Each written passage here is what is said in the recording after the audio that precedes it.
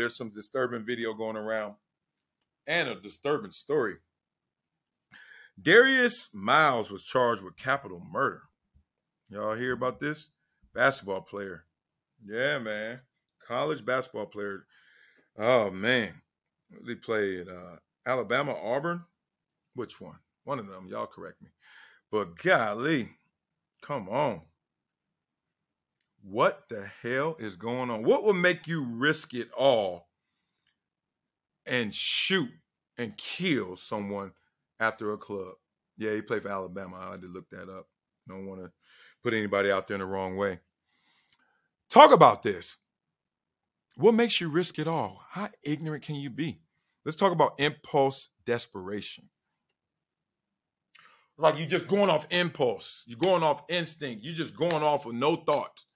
And you're desperate. The story goes, supposedly, he tried to talk to a young lady. She didn't give him her information or number. And then next thing you know, he's shooting up the car. Gots to be more to this story, because if not, what level of insanity, and I'm not saying it for a plea deal, I'm just saying, how insane are people walking around? Talking about a wolf in sheep's clothing. He played college basketball. And this is what you do? Now, I got some familiarity with this in terms of recklessness with a gun. Yep, time to talk it. I got a gun my rookie and second year. I had a gun on me, on my body. But I purchased it when I got drafted, after I got drafted. My boy, Potato, we call him, Adrian Franklin, just got jacked. He had a Yukon, I think, sitting on some thing, something. And they jacked him off Crenshaw, where he used to live. And so that was fresh in his brain, but not fresh in my heart. I was like, yeah, I feel for you, big dog, but, you know, two different dudes. I rolled the dice and just stay safe. And he just kept, we were hanging tough, and he just kept bringing it up. Like, man, they jacked me, dog. They jacked me. And I just got a little Yukon, and I'm like, little Yukon? That thing was sick. That thing was fresh. He was like, but still, they came and got me. What are they going to do to you? I was like, what you mean? He's like, you got all that bread now? And I know you about to stunt on them. Look at you already. He was like, no, we didn't say stunt then. What we? Oh, we did say stunt, huh? Yeah, this is like around baby and that stunner. Y'all don't say stunt now. He was like, dog, they're going to catch you slipping. So next thing I know, I find myself at Del Amo Mall in the South Bay looking at guns. And finally got a gun. And we went to the gun range in Inglewood a few times. Woo, y'all ever been to a gun range? That'll make you stop. That'll make you stop glorifying these gangsters. That'll make you so cautious around guns, and that'll make you respect life more than anything. It's a gun range. Why? Because in a gun range, that's a safe space for guns, and you get to see people let loose and know how harmful it can be, not how harmful it is. The step before you know the destruction that comes from it. You see professionals, you see marksmen, you see people in their really SWAT team. I saw one dude with a shotgun / machine gun. He was going, boom, boom, boom. I was like, huh? But the sound, the fire coming from the barrel, like, man, stop playing with guns. As y'all know, I'm a partner in the organization Argo, Alliance for Responsible Gun Ownership, that you guys are going to be hearing a lot about soon, to change our imagery, to change our mindset around the gun culture, make us all more responsible, all of us. We need safer streets, safer schools, safer nightclubs. What the hell? So anyway, she doesn't give him the number. Next thing you know, minor argument, and shoots up the car, kills her. She had a 5-year-old son. Come on. Oh, but I'm not holier than thou, even though I don't do things like this, obviously. Most rational, sane people don't. But I was in Buffalo with a gun on my body, taking it to practice every day, putting it up in my locker, which I thought was irresponsible. Looking back, certainly I feel that way, because who gonna shoot me at practice? We got security. We had a facility. You can't even get into the facility without getting past security. So, what was I thinking? I wasn't thinking. That's the problem. So, you take it from there. one night, I'm leaving the club. We used to have this First Fridays. You know you're in a small town when they got First Fridays. That ain't no LA shit. That ain't no New York shit. First Fridays. Oh, like, what we gonna do? Go play darts, eat fish, fried fish, and play some pool? Yeah, exactly. What y'all gonna do, kind of.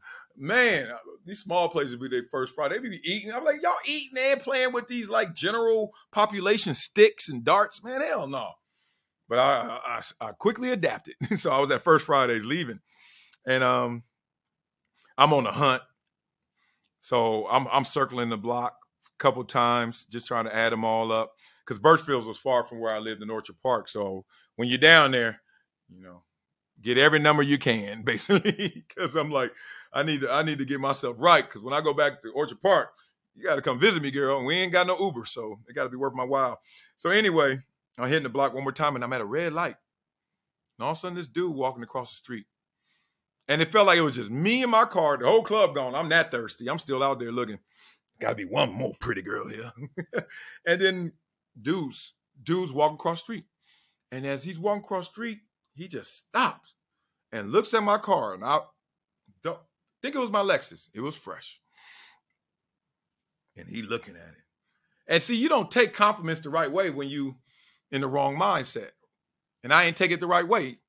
I ain't take anything the right way because I was paranoid. And I had that gun on me. And I remember as soon as he stopped, oh, that gun's coming out. So I got it now on my right thigh. And I'm just pulling it out. Then he looked again at me in the car. And I'm like, oh, hell no. Then he started walking towards me in the car. I was like, oh, double hell no. So now I'm like getting it right. Safety and all that. I'm getting it right. And then he hits the window and I'm like, my first thought was like bust through the damn door. Like don't even like reach because he could get me maybe first before I get him. I don't know. I'm like, shoot through the door right now. I was like, you ain't about to shoot. You know, like what? Makes me think of police officers when they get in those trivial moments. Like you don't even think right. I mean, they're trained, but even those trained thoughts can be trained wrong. So I'm like, oh. So then I'm like, you can't just drive off and stuff because I'm thinking he got a gun or something. Then I'm thinking like, no, he ain't got no gun. He just want to know what's up. I'm like, I don't know. So I roll down the window. I ain't thinking straight. And he's like, do you know where so-and-so street is or something? He said something like that. And I was like, I just lost 100 pounds. Oh, I don't know, big dog. I don't know. I ain't from here. I don't live around here. Oh, okay. Got right back in that lane and walked right across the street. That was the last time I remember having that gun. For real. So I was driving off, I don't know what they call them, the big overpasses right by the Lake Erie, the water. It's a big high one in Buffalo. And I remember being over the water or something. And I threw that gun in that water. Now that's ignorant too. I could have just took it to police officer, police station. I threw that thing in the water. I don't know where I was. That was it. Why am I bringing this up? Because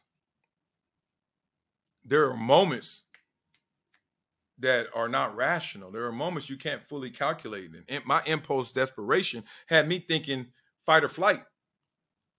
Like, and what if I wasn't in that mindset? What if I didn't have that gun with me? Would I even been thinking that same thing? Maybe I've been thinking like I have thought before in my car and the dude looks at me. Yeah, you like this.